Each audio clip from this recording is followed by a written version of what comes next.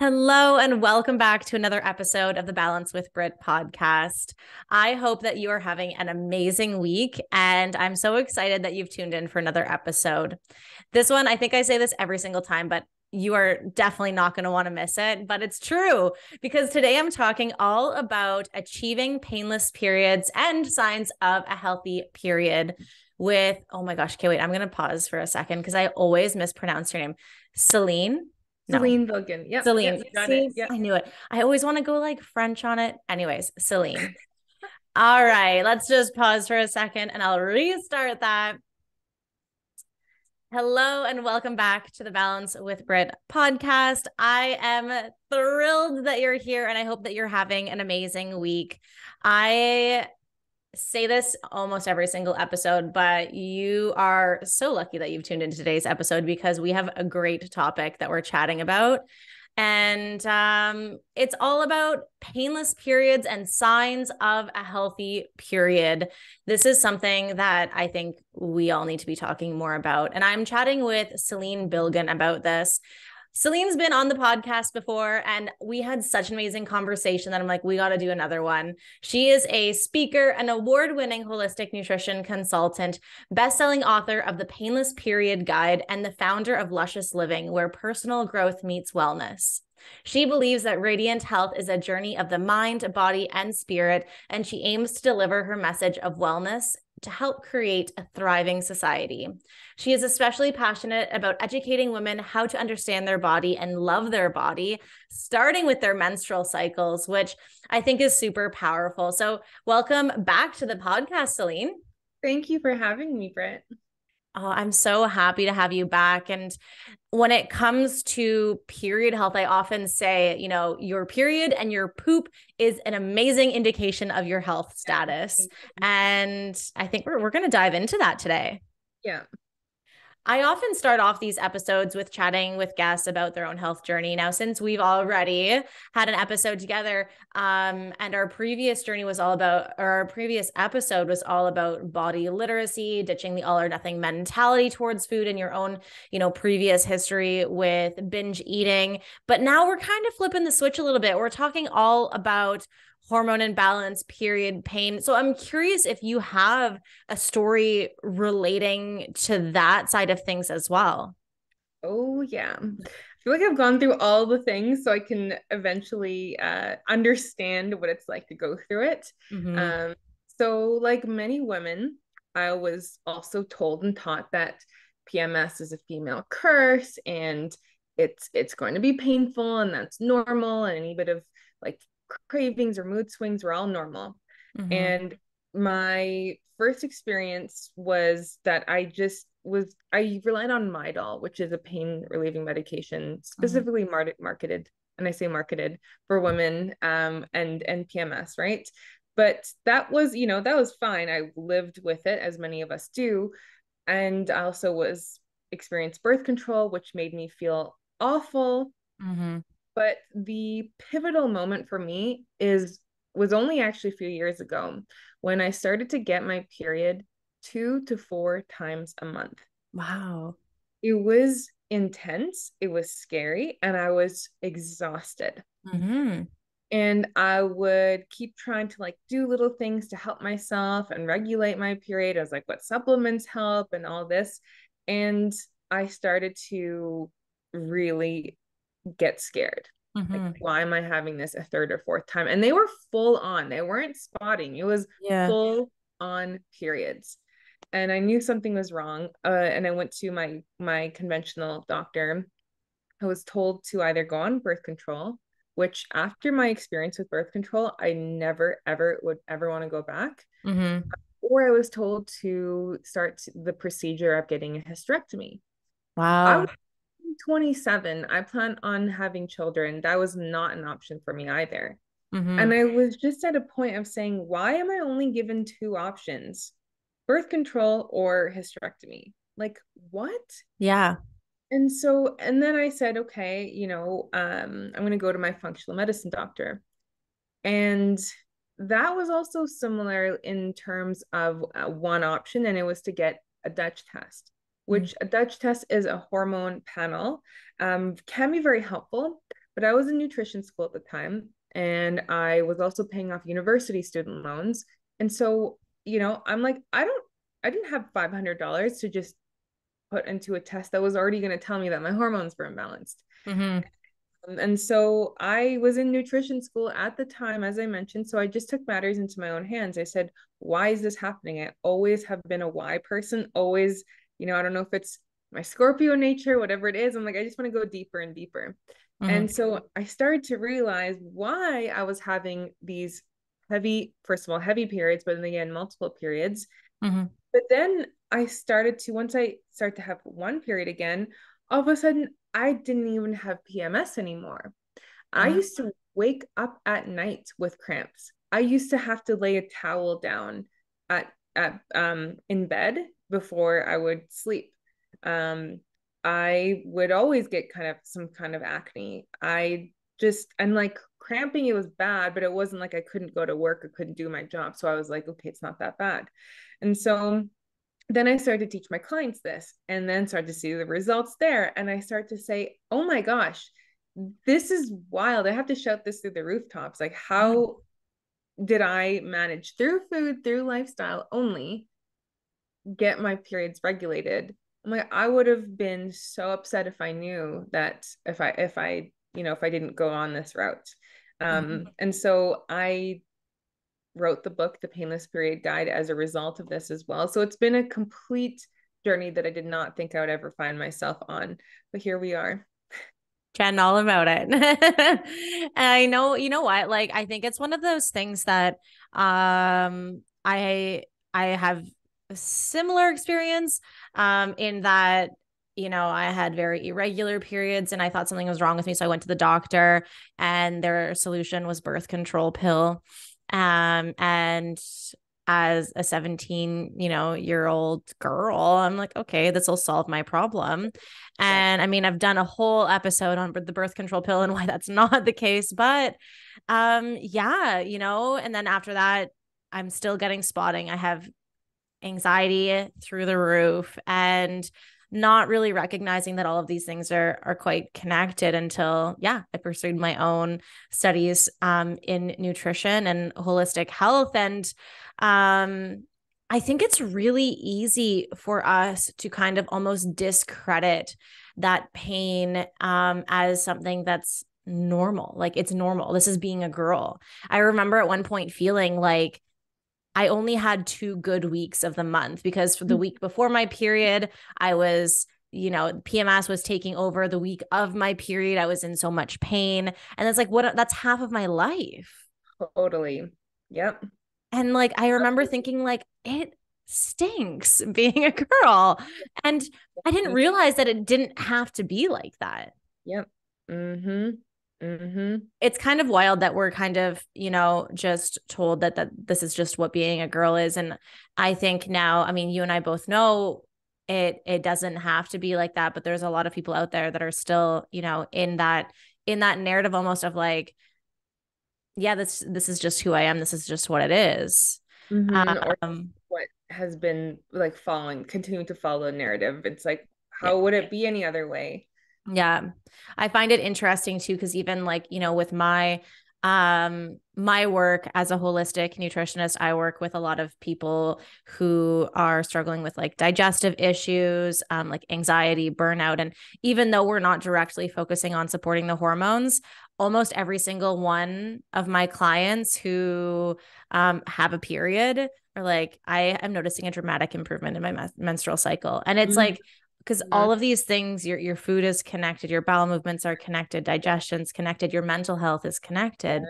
And I never really realized that until I, received formal education on the topic. So I think it's going to be cool to talk all about it today. Well, I don't know if you said this off before we started recording, but how our poop and our period is one of the best indicators of our overall health. And so no surprise there. Absolutely. Which I think surprises people. And also your poop and your periods are two things that you never talk about with people. I know. Like, how do you know what's normal? Like, I don't know. I think that's why I love podcasts like this one where we can kind of shed some light on the topic and just like demystify some of these topics of conversation that are important to have. Like I remember being a teenager and like going to the bathroom in high school and like being like hiding my like pad or tampon and being Totally. shameful, feeling shameful, like being so quiet, unwrap. Like why is there so much shame surrounding it? I know, I know. I actually just taught a class and I literally started with saying that. I was like, remember when, in school you're embarrassed to pull out your pad? And I remember I'd like stuff it into my hand and put it into my pocket, or at the grocery store, I was so embarrassed to buy pads. And Yeah. it's like this whole feeling of embarrassment about who we are as women and what a natural process. Like, Mhm. so over it. And that's why we're having this conversation. Yeah, I know it's funny. And I think that like, I don't know, maybe my friends and my husband especially, they're like nothing's off limits. We're talking poop, we're talking periods. And it's Yeah. like, you know what? This is like something that is a common, just like a topic in our house. Yes, And 100%. Yep. right, I think I would rather live that way. I don't want to live in shame. Like we all poop, you know. Yep. Yep. And Let's it's talk like about it's because I think we haven't been talking about it, is like that we don't know that it's not, like what's normal, what's not, how to improve it. And so, I mean, hopefully we don't have to talk about periods anymore in 10 years because it's like common knowledge. yeah. So, yeah. No, you're absolutely right. Now, one thing I would like to touch on before we dive too deep is the normal phases of a women's cycle. So, what are those phases and what are some signs of a healthy period? Love this. So, we start in our menstrual phase, and that's our inner winter. So just as the earth has her seasons, we have we have all of our 4 seasons as well. Okay, so they're very similar in nature. So we have our menstrual phase. This is our inner winter. Mhm, And that's about 5 to 7 days. Anything less than that, anything more than that is something to be curious about. Then we mhm, have our inner spring, which is our follicular phase. Okay. mhm, Then we have ovulatory phase, which is only about 3 to 4 days. This is the ideal time for women to get pregnant. mhm, That's our inner summer. And mhm, then we come back to fall, which is our luteal phase. And that's about even 2 weeks long, 7 to 14 days for some women as well. If we're spotting before that, that is a sign that we are low in progesterone. So that's also something really, really important to note. But signs of a healthy period are going to include little to no pain. A mhm, little bit of discomfort is normal. It is the uterus contracting after all, but we should not be in pain. mhm, But a little bit of fatigue is normal, but being exhausted, needing to nap all day, something to look at. We mhm, want to have no breast tenderness. Okay. I often have clients be like, yeah, I have some, but it's not that bad. Like we want to have none of it. Okay. We want to usually jawline acne. Well, I used to think that was normal. I was like, oh, there comes my period. We mhm, want to not be having jawline acne. Okay. We want to make sure that we're able to fall asleep because during the second phase of our cycle, if we're having trouble falling asleep, that's also a sign. mhm, Um, we're not having mood swings. Cravings and wanting to eat more food is completely normal. But if we're like going off the deep end, then that's also something to look at because sometimes I know for me, I've been scared of my hunger. I want to limit my hunger during my luteal phase. I'm like, why am I eating so much? What's wrong? Blah, blah, blah. It's like, oh, no, your body actually needs more calories during this time. mhm, Um, Also looking at the color, we're looking at cranberry red, a little bit of brown the first few days or first day really, and then last day is normal. But if we're having brown throughout, light pink, and we're not in our perimenopause phase or menopause phase, the color matters. If we're having heavy periods or we're having to constantly change the pad or tampon or menstrual cup, whatever you use, every hour, or having to again wake up from nights at night with it. Clotting should not be more than a dime size. Okay. So all of these things that are, it's like having any inconvenience during your period is has been normalized, but it's not normal. Okay. And so a period should just be kind of, a thing where we go inward a little bit more. It's our inner winter. We want to be, a little bit more cozy and warm, little discomfort, if any, but no headaches or cramps, breast tenderness, acne, diarrhea. So I remember I used to get diarrhea the first day of my period as well. None of that is what we want. And again, there's nothing wrong if that's the way, if you're listening to this and you're like, oh, I check on some of these. Okay. And now to start to look at the conversation of, well, what does this mean? And how can I improve? This is a great transition into what does it mean, when we have cramps, acne, breast tenderness, mood swings, spotting, or diarrhea around our period. Maybe we can kind of explain some of those symptoms. Yes. Okay.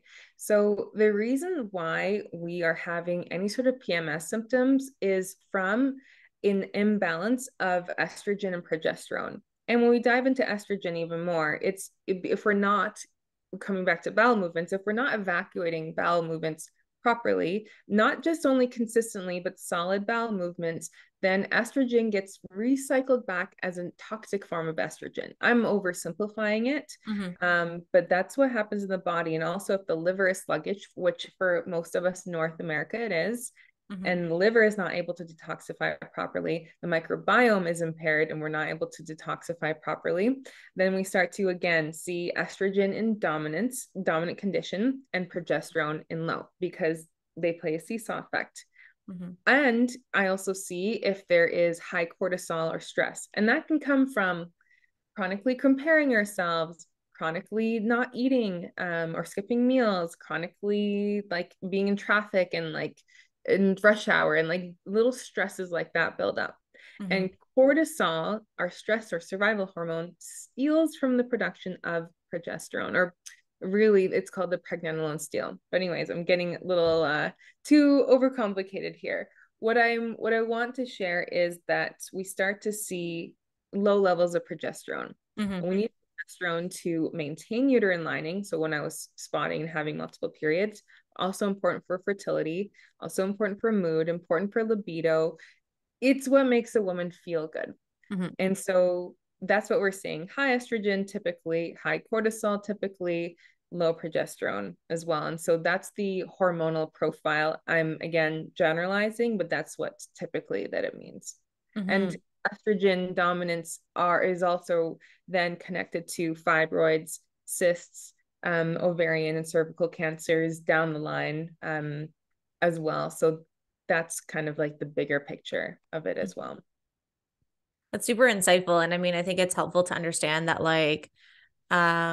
there is this almost like internal dance happening. Like it is like your liver is playing a role, your bowel movements are playing a role, what you're eating is playing a role. So one thing I would like to touch on before we move too much further is chatting about something called PMDD. What it is, because I feel like I am hearing a lot more people being diagnosed with this. And I would love to hear, from your experience, what it is, common reasons behind it, that kind of thing. So to simplify it, it's like a chronic and more intense version of PMS where it's almost debilitating. And so the root of that is the same. And then we add inflammation, and likely there's some thyroid imbalances as well there. And so it's the more extreme version, and it's unfortunate because we've normalized PMS for so long, and then combined with our modern day lifestyle, then of course women are having even stronger symptoms. And then again, the same kind of protocols like birth control and some other medications are prescribed. And I understand, right? It's like there's so many people who don't who have to go to the doctor. It's fast, right? And so the solution in that moment is birth control, because it will provide maybe better quality of life than that person is currently experiencing. Still a bit of a band-aid approach. Absolutely. And I imagine when it comes to something like PMDD, we want to look at, signs of estrogen dominance or low progesterone or cortisol imbalance or, bowel movements and digestive function. All of those things are playing a role. Yes. And it's interesting because I mean, I just said it myself, referring to hormone balance. I hear that a lot. Like, this is hormone balancing. And I saw this TikTok recently, where this woman was, it was interesting because she wasn't wrong. But she was like, there's no such thing as hormone balance. Anyone who tells you that that is the case, they are, trying to sell you something or whatever. And don't agree with that, because like when we are talking about hormone balance, we're not talking flatlining your hormones. And this was her whole point, right? She was saying your female reproductive hormones fluctuate throughout the month. There's no such thing as balance. And I'm like, you're not wrong, but that's Yeah. not what I'm referring to. So maybe we Yeah. can chit chat about that. Yes. I don't know. I think she was just using a hook to get me, and I was like, what is she gonna say? Yes. And she did. She got me hooked, and I was like, oh yeah, she's making sense the way she's saying it. But when we say hormone balance, what do we mean? Yes, I'm so glad you asked this. Okay. So let's first describe hormone imbalance. And that's even beyond. So we talked about PMS, we talked about some of those symptoms, but hormone imbalance also looks like difficulty releasing weight. Even though I have so many clients, they're like, I work out, I exercise, I am eating clean, but I'm having trouble releasing weight. Well, if we have estrogen in excess, that's also going to be harder to release weight. Okay. Mm-hmm. So, and also estrogen likes to hang out on the hips and thighs a little bit more. But then if we also look at body composition, hormone imbalance can, like blood sugar imbalance or insulin resistance or cortisol, Mm-hmm. hangs out in the belly, for example, right? So that, or if we are always cold or clammy hands, always hot, there's a thyroid imbalance there. If our hair is thinning, right, or hair loss, that can be high testosterone in females. If there is cystic acne, that is also hormone imbalance because there's blood sugar component, there's a testosterone component. Sleep, if we're waking up throughout the night, if we are having trouble sleeping right before a period, hormone imbalance. Like, yes, if we're not flatlining at Yeah. all, because that's, and we have the 4 different seasons, different seasons of life, age, things like this. And so no, we're not flatlining. But if and even things that we've normalized, like varicose veins, Mm-hmm. that's also estrogen related. Gallstones are estrogen related. And Mm-hmm. so migraines, I find, usually migraines, from my nature of work at least, can see that also being estrogen dominant, and sluggish liver usually has to do with the liver. And so when we see symptoms that are not just clear skin, healthy hair, healthy bowel movements, deep sleep, stable mood, like we all fluctuate. I mean, we talked about a little bit of anxiety before this. Like, Mm-hmm. I'm a human. I've always been a little bit more higher anxiety person. Mm-hmm. And I look at blood sugar balance, that's hormone right there. But ideally, healthier body weight. And again, I say that I've struggled with my weight my whole life, okay, up until really having my hormones in check. Mm-hmm. But healthy mood, healthy sleep, stable energy, these are all things, like quality of skin, even like in the rest of the body, all of those are signs of radiant health, and that comes from hormones being balanced. So looking at, Mm-hmm. again, thyroid, estrogen, cortisol, then we look at like leptin and ghrelin, and I could go on and on, but Mm-hmm. I really believe there is such thing as hormone balance for sure. Absolutely. And I think what's important to recognize is the use of that term isn't, trying to flatline those hormones, especially like you said, we have those seasons of our menstrual cycle.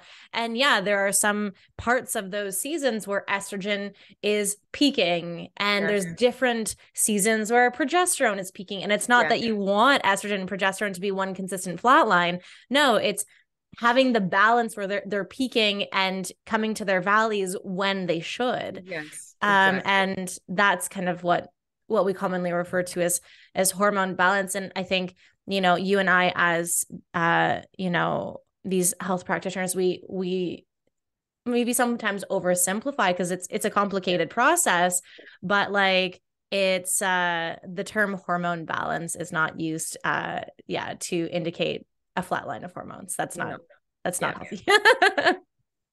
I was really surprised when I saw that TikTok, but I guess that's what maybe the social media world is. It draws me in, and she drew me in, and I was like, oh no. And yeah, none of the things she was saying was wrong for like arguing against hormone quote unquote balance, but it was the use of the word. So I'm glad we kind Totally. of That's cleared right. that up a little bit. Yeah. Yeah. Now, would you say like first of all, I need to get my hands on your Painless Period guide. I need to order that for myself because I one love you and everything that you're doing. And I think it's really cool like to have this power over our period and to take control, I guess I want to say, and not be, the victim of Yeah. this. I've gone through it myself. I understand. And would you say, like, in your work with clients, or with your own personal experience, is diet or lifestyle more important when you're working towards that healthy, pain-free period? Yeah, Is it it's such both? You can say both. yeah, it's such a good question. It's funny because I was thinking about that and I'm like, well, if we have our diet in check, say we're eating, let's say, all the cruciferous vegetables and like all the good, like the best quality of meats and eggs and whatever, but if we're not getting any sunlight and we're getting only blue light, like blue light blocks ovulation because it impacts the pituitary gland and so and like if we're not, a lot of clients with PCOS, they find when they're moving their body, they actually get their periods again. And Mhm, so for sure, I have to say both. And that's kind mhm, of the fun, the game of our wellness in life is looking at not being perfect with it, but being, consistently putting one action, even if it's like, hey, I don't drink water normally, but today I had water, but I didn't work out, I didn't, go for a walk, whatever, then you're winning. Like one little action counts. And whether it's lifestyle or diet, it comes down to both at the end of the day. Yeah. mhm. I think that that's where that holistic approach comes in, right? Like, um, it's not about having the perfect diet or the perfect lifestyle or, focusing on one over the other. It's the small habits that you can do consistently that I think make a really profound difference, and to not like undervalue some of those small habits. Yes. And I want to say something on, so like the holistic piece. I find that estrogen also, whenever I see, okay, so there's like the mind body aspect. So when, like, say breast conditions, and I've like just let's say breast cancer for an example. Again, just take this with a grain of salt. But I find on an energetic level, the mind body spirit level, there is an overemphasis on giving to others more than oneself. And so I find that estrogen hormonally makes us care about others. And that's why I think as we grow older, we care less about what other people think in a good way. Mhm, But sometimes when there's too much estrogen, there's also the mental or energetic quality of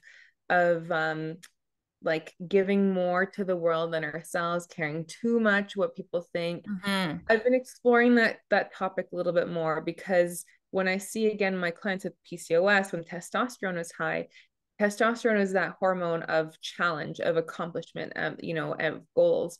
But if a woman has too much testosterone, then there's almost like an inner feeling of either it's somehow too hard to be a woman, it's life is too hard, it's over challenged. And so there is, I want to include like mindset and belief mhm, inside of lifestyle as well there. mhm.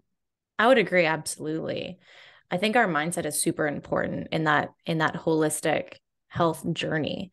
I always say, when I'm working with someone, if you're not coming into our time together with an open mind and like feeling like you can do this, it's really hard. You need to have that open mindset to try some new habits, to try some new foods, and to believe in yourself. And sometimes that's the most challenging aspect of, Yes, it this is. journey.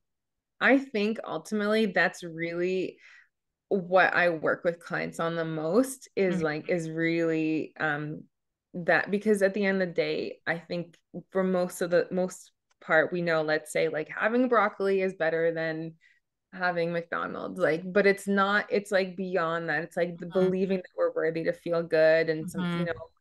it's there is so much of the mindset piece. Yeah. And it's Mm-hmm. the hardest. It's the hardest. Yeah. But Yeah. it's doable. I mean, if I can do it, anyone can. So No, absolutely. Like a lot of my work with my clients involves, the stress digestion connection. I'm working with people who are burnt out, anxious, stressed, but also like often have digestive issues. And one of the first few things we talk about is like gratitude and mindfulness and mindful meal times. And even though that is something that seems kind of small and like, how is this connected? It is absolutely yes, it connected. is. Oh, Like yes. Yeah. it's one of the biggest things. I can have someone coming to me that's had like, constipation for like a number of years. And as soon as we focus on mindset and mindfulness and, and gratitude, it can make such a big Yes. difference. Yep. So Yep. I'm really happy that you touched on that as well. So one thing I would like to do, and I mean, this is maybe oversimplifying it, but let me know what you think in this activity. I'm thinking, what if we could chat about like 5 things that if someone has like super painful periods, they suspect some imbalances, they want to work on getting that painless period, maybe 5 things they can do from a Mhm. nutrition standpoint and 5 things Mhm. they can do from like a lifestyle standpoint. I mean, we can maybe include mindfulness in there because we've already chatted about it, but I think that would be a fun activity if Do you're it. up for it. Let's do it. Yes. Okay. So 5, you're saying foods, right? Yeah. 5 foods. Number 1 would be cruciferous vegetables because they contain endothelial carbonyl, which is going to help your liver detoxify excess estrogen. Mm-hmm. Second one would be to have more bitter food. So whether it's grapefruit if it doesn't interact with medication, or black coffee, arugula, beets, dill, rosemary, all for liver support. I would make sure that you have healthy gut bacteria. So whether it is a probiotic or it is through whole foods, kimchi, sauerkraut, kombucha, Mm-hmm. and just making sure that, let's say if it's pickles or sauerkraut, that it's in the refrigerated section and not where the pickle or the ketchup is, because that's already been pasteurized. Mm-hmm. So those are the 3 organs to really support through food. Then we have, of course, this is so basic but so important, is adequate hydration. Getting a water filter if you don't like the taste of water. I cannot live without my water filter. There's all different price points as well. That's a big one because that's going to help bowel movements as well. And then dehydration is really going to impact blood sugar, which is going to then impact hormones, and the hormones we're talking about here. And then the other thing with that is like getting a cute water bottle makes all the difference, Mm-hmm. I think. The 5th thing would be to increase magnesium. It is one of the most nutrient or our soil. Sorry, let me backtrack. Magnesium is one of the most depleted nutrients in our soil today. Coffee and sugar also deplete it. Chocolate cravings for women right before a period is a good indicator of magnesium deficiency. Also like twitching eyes, like constantly having to like massage your legs, restless legs. Mm-hmm.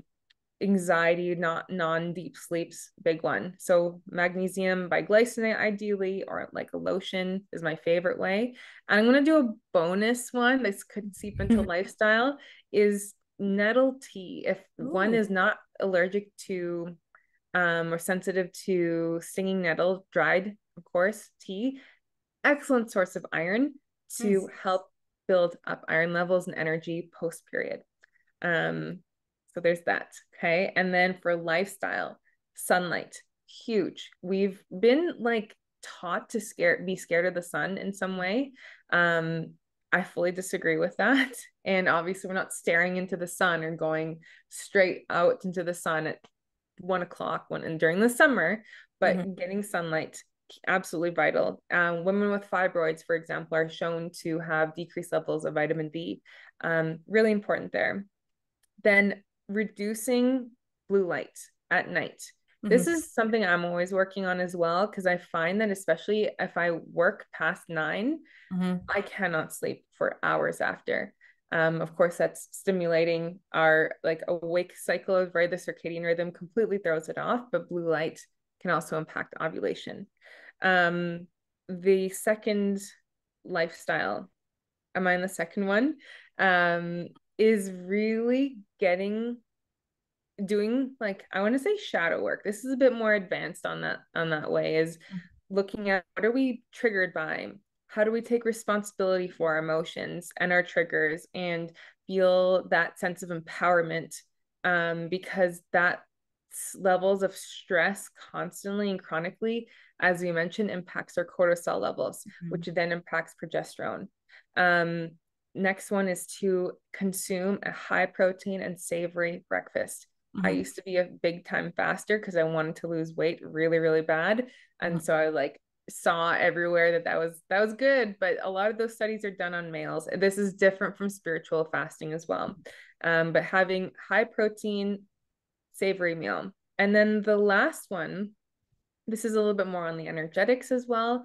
Take it or leave it, but I would focus on the sacral chakra when it comes to the chakra system, which is our energy centers, and the one that's really related to our reproductive organs and endocrine system is sacral chakra, associated with the color orange, associated with creativity and passion, sensuality. And so looking at if there's any blocks mentally with being sensual, with being creative, um, embodying the color orange, orange makeup, orange jewelry or crystal or clothing, also things like belly dancing as well, just some invoking that sensual side of herself, Mm-hmm. orange essential oil, citrus, that kind of stuff. It's really hard to, again, we live in a very like logic and science-based world. It's hard to pinpoint how that exactly helps, but I truly believe through my own experience, client experience, that energy and how we feel is impacts us immensely. And so that would be, I think that was that 4 or 5. I think that was 5 of the lifestyle as well. Yeah, that's awesome. Those are some really actionable things that people can focus on. And in my own hormone health journey, I've done a number of those as well. The breakfast was a big one. Like I feel like in Western culture, breakfast is notoriously like naked carbs, like cereal, Hmm. milk, butter on your toast. Like Yes. we don't often think about a good protein source at breakfast. And like I find that shift with myself and my clients has made like a really big difference. Yes, it has. And if we look at around the world, a lot of other cultures have, say, fish for breakfast, or whether it's like a pin of paste or a soup or fish and rice, or there's again, it's like really our culture. Because I'm fascinated by like if I meet anyone from another Mm-hmm. country, I'm fascinated personally. Like, what do you eat for breakfast? It's really us that has cereal or like a bagel Mm-hmm. with nothing else or like butter or cream cheese on it. Like again, these like very low fiber foods that don't provide us a lot of energy. And I don't blame us because we're busy as heck. Mm-hmm. But again, it can be this like turkey sausages, it can literally be a piece of chicken. It can, some of those heavier like beef based or higher fat can be a little bit more difficult to digest in the morning. Our digestive enzymes are not strongest in the first thing in the morning. But Mm-hmm. yeah, like you said, higher protein, eggs, chickpeas. I've literally had ground beef. I just said the point about beef, but it does work for me once in a while. But I've literally had ground beef, as a part of my breakfast in the morning, and I'm set for the whole morning, full energy. And when people say they're like, "Oh, I'm fasting and I have more energy after," I think, well, what were you eating before that was not making you clear Mm-hmm. minded? Yeah, that's a good point to make. Because I have so many clients that just notice so much more energy with a protein rich breakfast because you're getting, that kind of slow and steady release of energy throughout the morning now, rather than that kind of spike and crash with a heavy carb. Or like I'm not carbs are good, but it's the types of carbs. Yes. And like Yep. a naked carb versus one that you pair with protein, fat, and fiber. So Exactly. So like let's say steel cut oatmeal or even oatmeal and then adding in hemp hearts or almond butter or protein powder, for example. Yeah, mhm. berries. Yeah. Amazing. I feel like this is a great, starting point for people who are like, okay, yeah, my period is not painless by any means, what to look for in a normal cycle, how you can approach that hormone balance, and a few things that can be focused on. So I certainly appreciate you coming back on the podcast and chatting with me. And everyone who's listening should definitely get their hands on your Painless Period guide. Is there anywhere else that people can get in touch with you if they have some follow-up questions after the episode? Yeah. So hello at selinbilgin.com. It's SELINBILGIN.com is my email address. I'm on Instagram at _Luscious Living _. I also have 2 upcoming workshops. One is actually, they're both local in Calgary, holistic hormone balance and turn your cycle into your superpower. One of them, the one in April, you can actually access online. But those would be the best ways to get in touch and to dive even further. Amazing. I am so excited for everyone to listen to this episode. And if you are listening and you found value in this episode, pass it along to your friends and family members, and even leave a review. That helps us grow. And I am so thankful for you popping on again, Selin, and I'm excited for even more conversations in the future. Thank you so much for having me. Thank you for listening, and I will see you all soon.